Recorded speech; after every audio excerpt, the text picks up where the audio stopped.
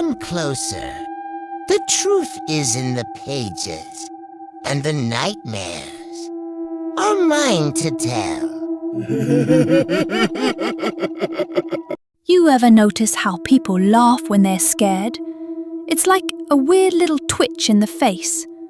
I used to think it was funny until it happened to me. My name is Tommy. I'm the dorky one, the tag-along, the punchline. Alex, Brett and Jay, they were the real friends. I was just the background noise, the one who'd do anything to belong, even go inside the house on the hill. It started like most nightmares do, with a joke. Bet you won't go in, Brett grinned. Jay laughed like it was already funny. Alex didn't say much, but his silence was louder than their words. I wanted to prove them wrong, be more than a joke. The house was already falling apart, mold creeping like veins across the walls.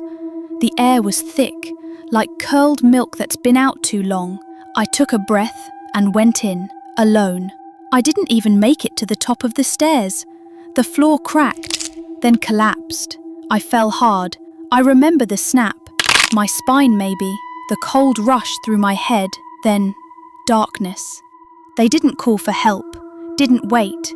They ran. They told everyone I ditched them, said I must have taken off into the woods. They cried when they told the story. Alex even hugged my mom, but they knew. They knew. And while search parties combed the rivers and roads, I laid broken beneath rotting floorboards, forgotten, until I stopped feeling forgotten and started feeling angry. Death doesn't hit like a door slamming. It's more like a leak, slow, until you're soaked in it. I don't know how long I slept in the dark, but when I woke, I wasn't alone. There were whispers in the walls, cold thoughts that weren't mine, and laughter, their laughter, over and over, like a record with a scratch. That's when I began to crawl, not in body, in thought, through cracks, shadows, dreams. Brett was first. I visited him in the bathroom mirror. Not a jump scare, just a slow blink, like I was waking up behind the glass. He stopped sleeping, started muttering, said bugs were crawling in his mouth. They found him clawing at his face in his closet. Jay heard my voice in his car radio. Every station, just my whisper. Liar, liar, liar. He drove into a tree. They called it distracted driving. I call it guilt-driven. 2 down, 1 to go. Alex tried to pretend he was innocent, said he didn't know I was really hurt, that it wasn't his fault. But guilt is like mold. It spreads. I showed up in his dreams, put him back in the house, made him hear my bones breaking over and over. He woke up screaming every night. He started leaving notes around his room.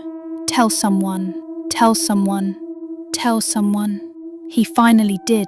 One rainy night he stood on my front porch and told my mum the truth, everything. And just like that, the house exhaled. The whispering stopped. I felt something lift. Rage turned to silence. He lives. He carries it. The truth didn't save him from pain. It saved him from me. But I wonder, if someone else gets dead, someone who lies, will I come back? Will the house remember me? Because I'm still down there, listening, waiting, and I never forget. A voice that says nothing when it should scream the truth.